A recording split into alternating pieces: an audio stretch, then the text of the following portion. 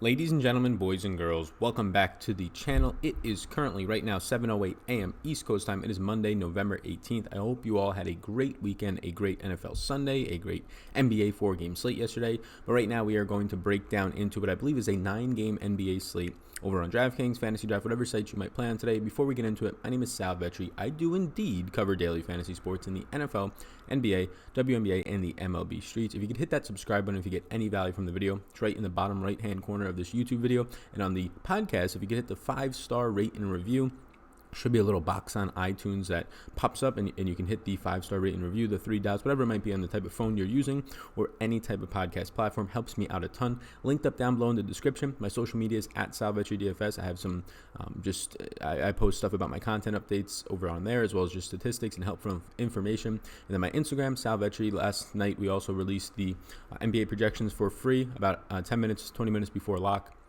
And they were open for the rest of the night for the later 2-game turbo slate. So only my Instagram following sees that. I put it on my story some nights. Sometimes it'll be a post, just random stuff. A reason it incentivizes you to follow me on Twitter, and a reason to actually get value out of following me, or over on Instagram is what I meant, not Twitter. Instagram will be where those little content drops come from. So as a car once again opens it up. So check that out, and check out my Patreon exclusive content, also linked up down below. Daily NBA projections and player pools over there are mine, with my projections and my model, and then also NFL stuff going out every single day over on Patreon. Loads of stuff over on there, the exclusive content. If you hit the link down below, it'll tell you exactly what Patreon is, and it'll detail some things that are in those packages. So you can check that out down below. And lastly, Fantasy Draft. Go ahead and go play over on Fantasy Draft. There's a link down below in the description. Is a tracking link. I do not get any commission off of that link, for full transparency.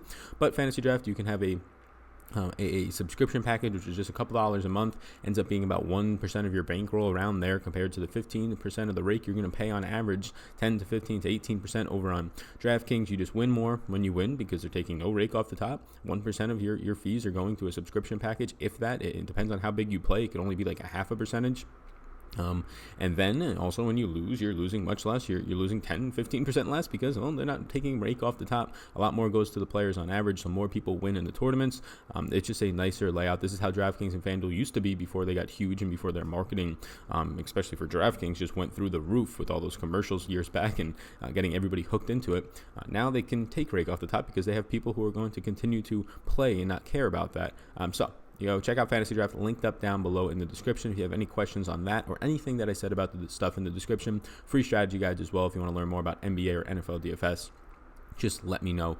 All linked up down below. So let's get into it. Team by team injuries, target offense sheet, and then my early interests. Hamidou Diallo for OKC is the only injury today. He's a question mark. Andre Robertson continues to be out, but he hasn't played in about a year and a half now. Questionable with the knee injury. Terrence Ferguson would be impacted. For New York, Alfred Payton's hamstring continues to linger, what is going on, I believe, over a month now. Dennis Smith Jr., who only played 10 minutes after playing 30 the night before. You try and guess this Knicks guard rotation. RJ Barrett and Frank Ntilikina would be the ones that benefit from that. Shabazz Napier, doubtful, continues to be doubtful with a hamstring injury for Minnesota. Will help Jared Culver, will help Treveon Graham getting more minutes into the rotation and or the starting lineup. Andrew Wiggins is doubtful with an illness. I'm not really sure. I have to look into what this illness is for him, but Jeff Teague would see a big usage bump and productivity bump. Jared Culver will continue to probably start. Treveon Graham potentially starts, and Jake Layman also gets a bump, as well as Robert Covington. Kawhi Leonard is going to be questionable with a knee injury. Paul George, who played 20 minutes after playing 24 in his first game, has dropped 50-plus points in each of those games on limited touches. This guy is absolutely dominant. Over 2 fantasy points per minute is what he's averaging, right around there. So far through the first 2 games, I will have interest in him if there's no Kawhi. So Kawhi is $9,300 on DraftKings. Fantasy Draft, I couldn't get the prices to download and upload this morning. It might have been a little bit too early for that. So be sure to check in over on there. They will be updated over later today when I post them over onto Patreon. These boards, these injury dashboards, target offense sheets, all that. So no Kawhi Leonard would help Lou Williams, Montrezl Harrell, and Paul George. Patrick Beverley continues to be questionable with a calf injury, would help Paul George, Lou Williams, et cetera, with some of those players. Ronnie Magruder to an extent. Malcolm Brogdon was listed questionable, then out. DraftKings, I believe, as of right now, early in the morning, still has him questionable, but he was officially ruled out. $6,500 on DraftKings. It really depends on what these other injuries are for. So let's go through all the injuries in the Indiana Pacers, and then we'll go from there. Jeremy Lamb is continued to be questionable with an ankle injury. You have TJ McConnell questionable with a groin, and Domantas Sabonis is actually on the injury report once again, questionable with a hip injury. So, if Malcolm Brogdon, who's already ruled out, TJ McConnell might start in his place at point guard, then they move Aaron Holiday to the 2, but that's only if McConnell plays. He's questionable with a groin injury. So if McConnell plays, I imagine he starts and he's 3,500 in a slam dunk play against Brooklyn, who might not have Kyrie Irving, which we're going to get to in a second. And if he doesn't play and there's no Brogdon and no TJ McConnell, well, then they're down their top 2 point guards, and Aaron Holiday will continue to start at the point, who is appropriately priced now since he's been starting for a couple weeks. Justin Holiday would start at the 2 like you saw last game. Jeremy Lamb and Justin Holiday will only start at the 2 if Jeremy Lamb, who's questionable with an ankle injury, misses. If Lamb misses, if McConnell misses, if Brogdon misses, if all these guys continue to miss, you'll get exactly what you got last time. Aaron Holiday at the 1, and Justin Holiday starting at the 2, then TJ Warren at the 3.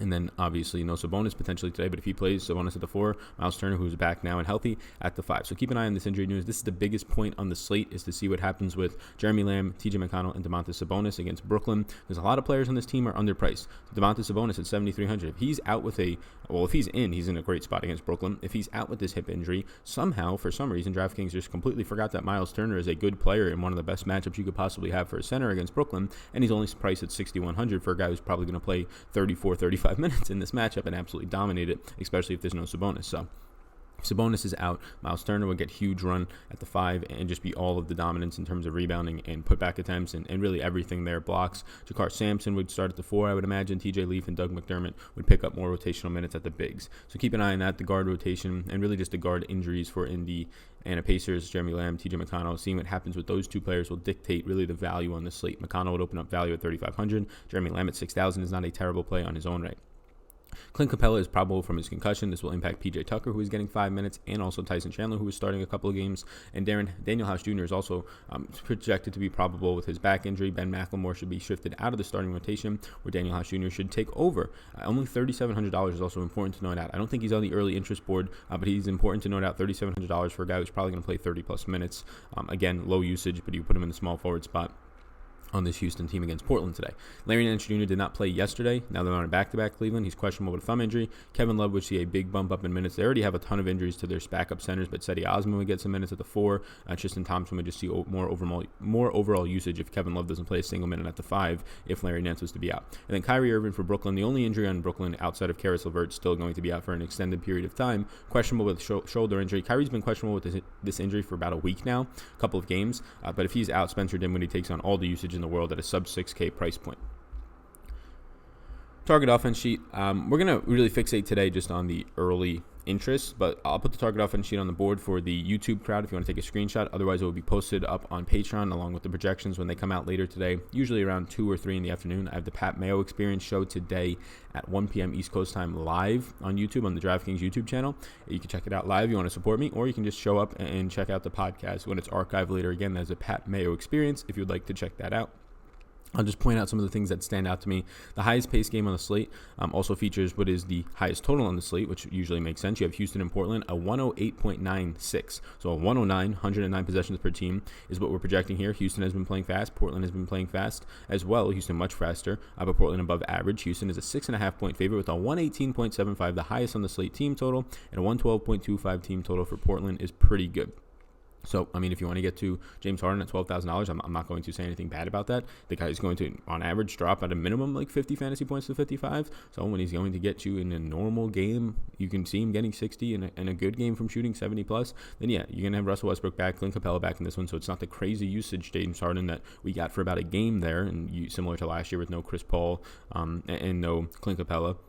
So now I think that going to Harden is okay. I prefer Giannis on this slate. Giannis is $700 cheaper for a guy who isn't just as good of a matchup as he gets for rebounding against Chicago. Giannis also has a team total of 118.25 as a 7-point favorite. So virtually the same team total, virtually similar spreads, 6.5 for Harden, 7 for Giannis in terms of if you're somebody who wants to factor a blowout, and above average pace spot at 105.3 possessions per team. Give me Giannis for $700 less. But again, if you want to argue with me and point out reasons why Harden's the better play, I'm not going to really say anything negative to you. I just think they're in both similar spots today for players who both average, and Giannis actually averages more fantasy points per minute, close to 2. He just plays less minutes than Harden overall. Harden's averaging about 35, 36 minutes per game. Giannis is about 32.5. That's the big difference there. But again, no Chris Middleton, so it doesn't really make the usage go even higher for Giannis. It's already extremely high. If anything, it might hurt since Middleton's a guy who makes you able to spread the floor a little bit better, shoot a three. The guys filling in him, Pat Connaughton, George Hill, Wesley Matthews, Sterling Brown, all these guys trying to fill in and rotate in for Chris Middleton. They're not that threatening to clear the paint more for Giannis. But again, you can make the argument that Middleton's gone for 33 minutes of production. Giannis obviously has to pick that up. So I just prefer Giannis over Harden slightly on the top end. Some other games that stand out in terms of team totals. You have Utah with a 115 team total against Minnesota, who only have a 1-05 team total. Usually a $10,000, $10,200 Karl Anthony Towns is interesting, and he somewhat is today. On the opposite side, you have an $8,200 Rudy Gobert, who DraftKings continues to stubbornly for like 2 years straight now keep at the exact right around 8K price range. It's a tough matchup for both of them. I would prefer Gobert if picking one for the huge price discount. It's just a better point per dollar play in my opinion for this matchup. Towns a really difficult matchup against Gobert, although historically Towns has had success in this matchup, in some spots he hasn't. So I don't think it's just an absolute shutdown spot for Towns. I'll probably just go elsewhere on the top end. Utah, though, has some nice spots, and you're going to have a really cheap Jeff Teague in the 5K range with no Andrew Wiggins, who is doubtful today. I do indeed like that. On the opposite side, you're going to have Donovan Mitchell, who's below $8,000 in a really good matchup against these Minnesota guards. I like that. Mike Conley at $6,400 seems appropriately priced, so I probably don't get there. My interest in that game, probably for the most part, goes Teague 1, 2 Donovan Mitchell, 3 Rudy Gobert, and 4 Karl Anthony Towns for Utah and Minnesota. Game starting at 9 p.m. East Coast time today. Again, Utah a 10-point favorite with a 220 team or 220 game total in this one. Going down to another game that stands out just a little bit here based on totals. We're seeing a nice total here with a 227 total between Phoenix and Boston. Phoenix is a 2.5-point favorite, believe it or not here. A 114.75 team total for Phoenix. Boston 112.25 team total. You get another Kemba Walker nice spot at $8,400 and a really nice pace up spot. It's going to be right there tied with 109 possessions per game with the earlier game in Houston and Portland we talked about. On the Phoenix side of it, Devin Booker continues to be cheap, but his usage, his assist rate, all of that, he's just taking less shots. He's touching the ball a lot less in this offense with Ricky Rubio aside him. So it's tough to really like him for upside outside of anything but a tournament. So, yeah, Devin Booker, once again, you could always get to him if you would like. Really tough matchup, though, for Booker today against Marcus Smart in these guards and Kemba Walker, but primarily Marcus Smart.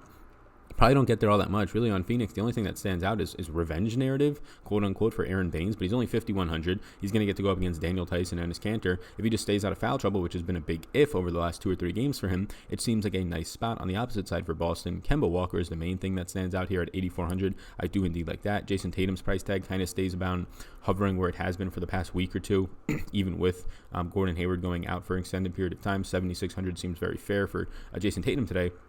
So I think that is okay. Starting at the top here, one of the worst games on the slate, one of the slowest paced games on the slate. Right there is a bottom 3 pace game on the slate. The total at a 211 total is the lowest on the slate between New York and Cleveland. Just 2 bad teams.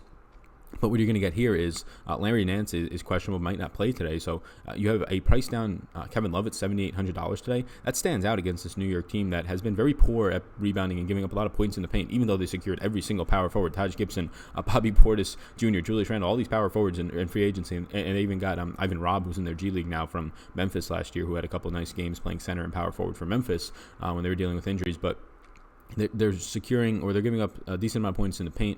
So I think Kevin Love at his price point coming down. Tristan Thompson now in the 5K range. These are guys that you can get to with some sort of confidence. And if Larry Nance is out, I think that is an even better spot. I prefer Tristan Thompson at his reduced price points than Kevin Love from Cleveland, and that's about it. New York side of the ball, I think RJ Barrett at 5,600, who's going to get to go up against Darius Garland, a rookie who's going to go up against Colin Sexton, a second-year player who just continues to improve his defense from last year, but is still a bad defender. Cedi Osman at the 3 and potentially some at the 4 today, who is just one of the worst defenders in the league. So, yeah, give me RJ Barrett and then Julius Randle at a $6,600 price tag. I like Randle even more if Larry Nance is out, because there'll be times in this game, since Randle plays so many minutes, where he'll match up against Cedi Osman down low, because Cedi's is going to have to play 4 minutes because they have no 3 depth, they have no 4 depth. Kevin Porter Jr. is like their only 3 depth. Their 4 depth, if you're going to have no Larry Nance today, is going to be Cedi Osman behind Kevin Love, who would probably be forced to play somewhere around 36 plus minutes or so. So in this game, I prioritize it as 1, Tristan Thompson, 2, Kevin Love, 3, RJ Barrett, 4, Julius Randle. But I do like RJ Barrett, even though I list him at 3. I do like him. He's my favorite Knick today.